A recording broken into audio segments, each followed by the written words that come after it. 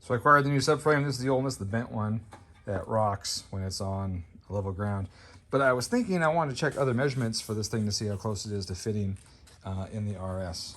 So the thing I thought about doing is I wanted to check the flange to the control arm mount. So flange there, the control arm mount. What's the height difference there on the VA versus the GC?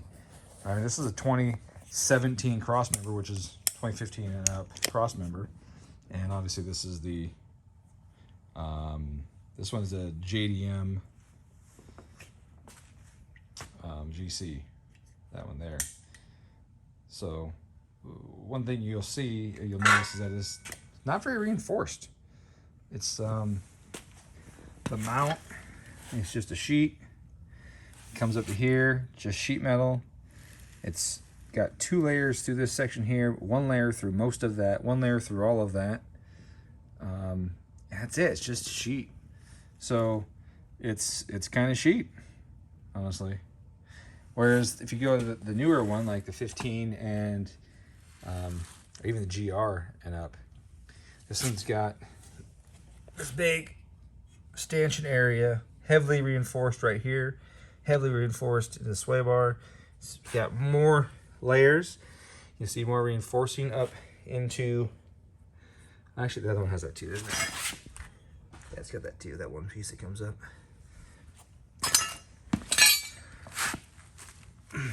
But it's pretty reinforced through here. 2 layers through here. 2 layers through there. The whole thing is at least 2 layers. So it's gonna be more rigid. So I'm excited about that because the GC suffers from a lack of rigidity. So I'm excited about that. So the question is now, what's this distance from here to the floor, which is the mounting flange, between the GC and the VA? Now, this height is pretty important.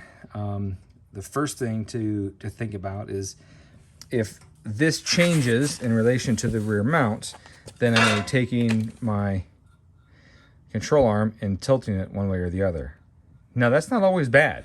If you tilt it the right way, you will gain caster, which also gives you dynamic camber, which is good. If it's in or out, now this is moving around, which could also give me caster, but if it moves that ball joint forward or back, I'm also changing the wheelbase, which means the tire sits further forward or back in the wheel well. So I don't want this to be too drastic of a change. When I put this one on, the difference in this mounting point on this one to the other one seemed to be about 1/4 of an inch, because these bolts didn't line up. They were forward just a little bit. Like, you know, I would have had to drill this out or even notch this whole way, and the bolt would go right here. And that was concerning to me. But every time I put the crossovers next to each other and I checked them, I didn't see a difference. And I was like, what is going on? I'm kind of confused here. And then I realized this one is bent. So I put on a flat surface. It's bent. Pretty good. Which wasn't a surprise because there's battery acid and all kinds of rust and stuff from it being an accident. Clearly a front-end accident because the battery acid tells me it was definitely a front-end accident. So I went on a quest to get another one, and I got another one. And I went to put it in the car, and I couldn't get it fit. And I was like, what the heck? Like, this one bolted right in like it was no problem, and then the new one didn't bolt in. The new one's not bent. And so I was really starting to stress out. But what I noticed was the second layer on the mounting flange of the other one, the hole wasn't round. It was oval. And all 4 were ovaled a little bit, which I thought was interesting because this one, it wasn't. You see how this is full round, right? Top and bottom. Oh no, there's a little bit of oval right there to that one. Yeah, a little oval into those guys as well, which I think is probably for the purpose of centering. And so on this one, here's the other one I got. This one I checked, it's not bent, so that's great. But I couldn't get the guy on because it wouldn't clear the holes. They were just a little small, which was interesting. See how old that one is? That one wouldn't even go over the bolt. And so I looked into it, and that's because these use bolts from the bottom and bolts into the frame, whereas the GC, it has these stationary bolts that come through here. If you look right there, like that. And these are kind of fat. They're a little bit bigger than the bolts that hold the VA one on, just a tiniest bit. So I just have to drill this guy a little bit, drill that a little bit, and drill these just a smidge to get them almost as big as the channel that's under them, or close to the size. Because the top, you'll see it's quite larger. So I just gotta drill those out a little bit. I was like, all right, cool, that's one tragedy averted. What else do I got? Well, again, there's that height that I'm stressing. You know, what is this height difference gonna be? So I just went and got the tape measure, and I figure we'll check it.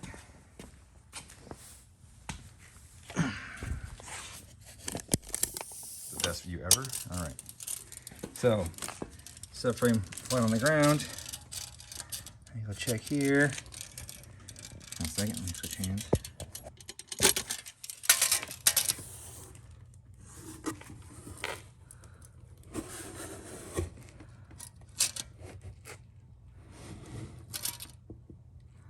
Almost, I'm just filling level here. It's almost exactly 7 inches. So before that hole. Now let's check. The G6. Oh, let's use that hole.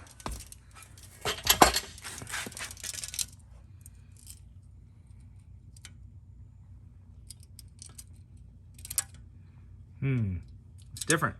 It's like 7 1/4. So that means that this mounting point is closer to the frame by 1/4 of an inch than the GC one. Now initially, let's flip now. Initially I was worried about that. I thought, that might not be good.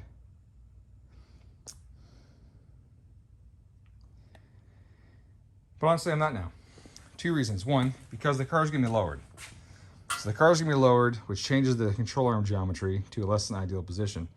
And so if you take that mounting point and you put it closer to the frame, it helps to correct the geometry and bump steer and a few other things. That's why people get extended ball joints to help fix that. So what I'm doing now is I'm getting a front subframe that's gonna naturally fix some of those bump steer tendencies. And that's really cool. The downside is if I don't lower the rear of the arm, and I raise the front of it, then the arm where it's mounted, it's tilted towards the back of the car, which gives me a slightly different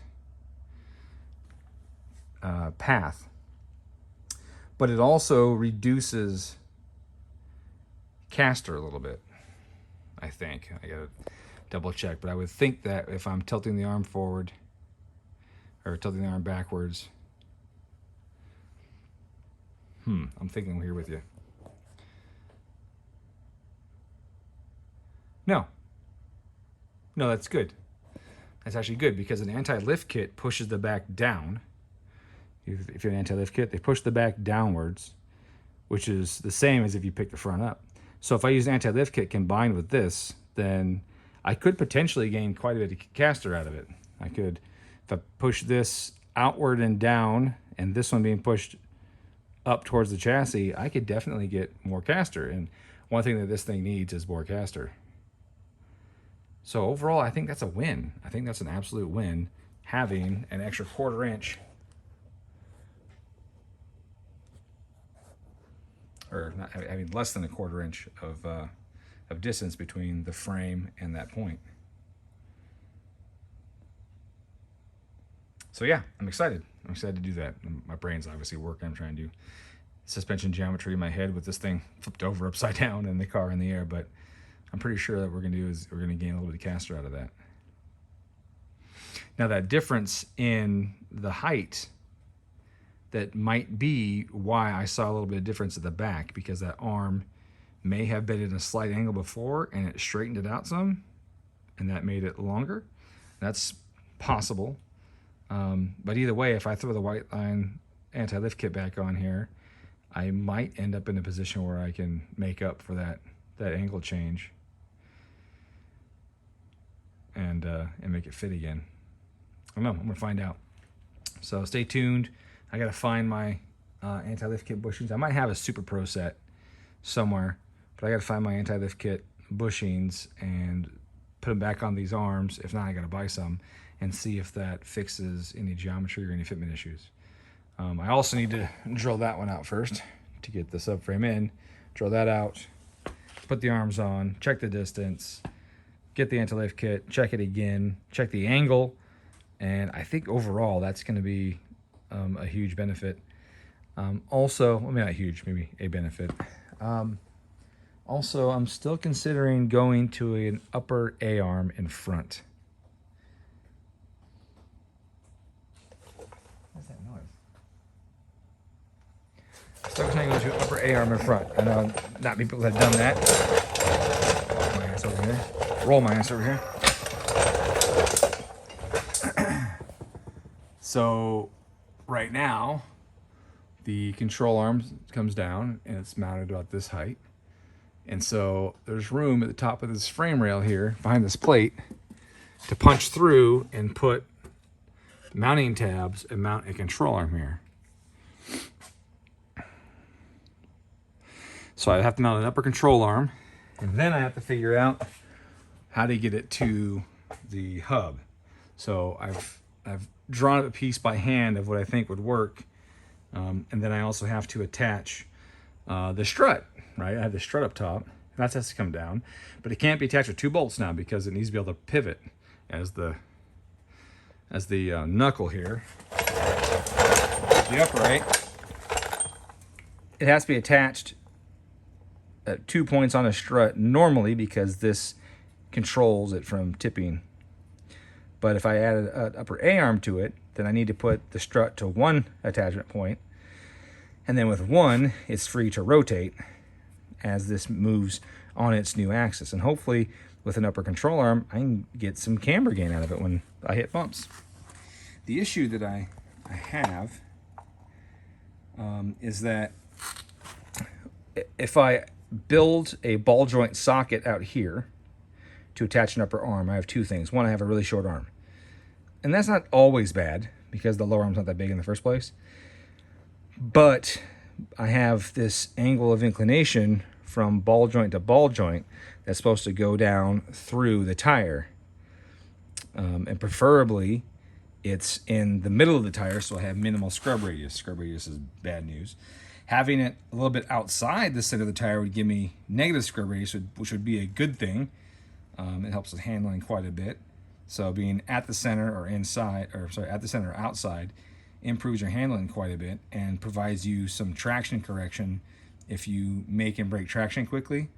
And the forces counteract the force the tire produces. So that's nice. That's a good feature to have. But if you're too far in, then that angle gets too crazy. But I have flares for the car. So if this becomes too much of an angle, and my kingpin angle or my angle of inclination between those 2 points and that contact point and the ground comes out further than the middle of the tire, I can use wider wheels or spacers to push the tire out further and then potentially be able to run flares on the car with wider tires without getting a bunch of scrub radius. A lot of people put flares on the car, put big wide tires or spacers so that they utilize the area that the flares give them. But then by doing so, they add a bunch of scrub radius to it and they drastically hurt the way the car behaves under braking, on uneven terrain. I mean, you can make the car handle really, really bad. You hit the brakes and you hit a bump, and then that tire gets a rotation because it's trying to pull around the center of that. So then the car on the side you hit the bump in tries to go towards the bump. All kinds of crazy stuff can happen. So we don't want that. So by doing this, I might actually increase the angle, fix any scrub radius issues that I would get by having a wider tire with the center pushed out that I would get from the flares. So this might be like the jam. But also, this factory hub might be failure in that it might not freaking work. There might not be enough room to do it. And so I'd have to either machine something off and try and put a ball joint further up, or make a whole new knuckle or upright for this task, which isn't terribly hard. It's fairly easy once you know the measurements or where things need to go. It's really easy to design one for the car. The problem is the money. It is way expensive to design a one-off set of knuckles.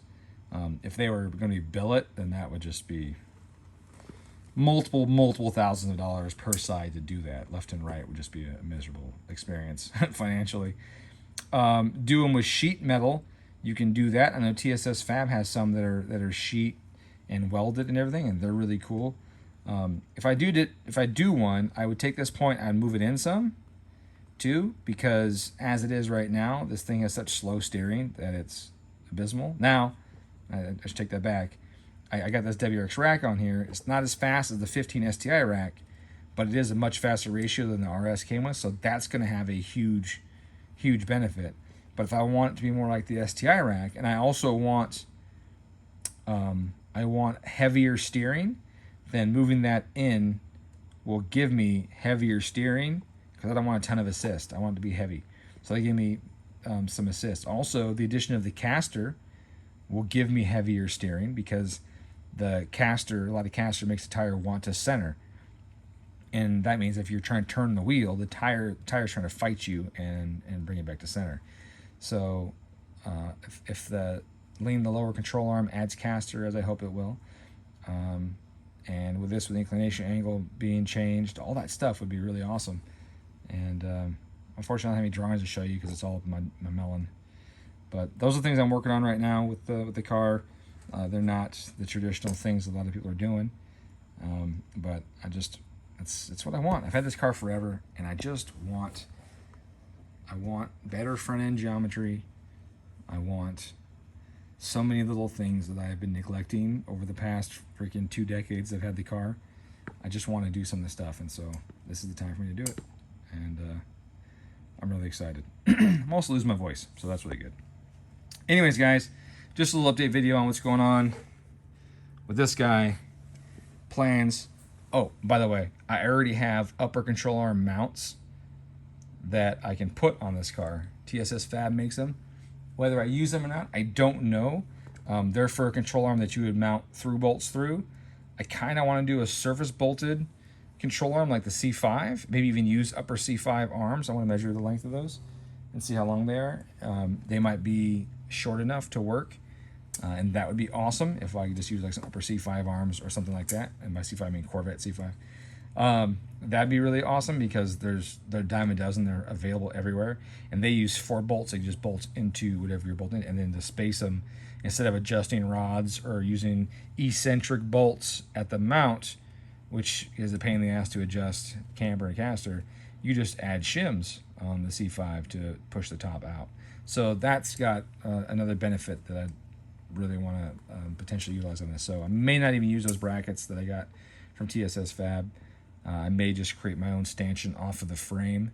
That's, I'll show you. So if it came through, so here's the frame, here's the crossmember where it bolts in. The ball joint is pretty much in line with the rear bolt. Not exactly, but pretty close in line with here. So the ball joint here, so the A-arm would come back, it would be about this wide or so.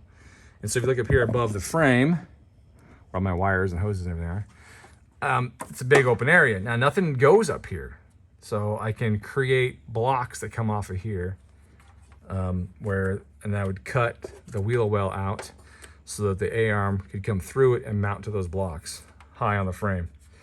And then how high depends on what kind of geometry I'm after, so that requires measuring and getting the lower half in the car. So I got to finish up getting the subframe in, but the arm distance and resultant angle is important. Some suspensions you want them parallel, some of them you want the top one in a little steeper angle so that you get the right camber curves as you hit bumps. So all of that will have to be engineered once I get the lower half in the car, and then see how much room I have from the knuckle to the frame, and see if any existing arms are the right length for that, or if I end up having to make my own arms. there are some really short arms on the market. Some cars have pretty short upper arms, and so it may be something that I'm able to find pretty easily, and it may be just a total bitch. But either way, the two challenges are going to be how do I want to block it up.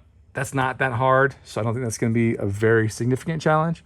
It's just going to be getting the right arm length and the height, and then how do I get them to bolt to that.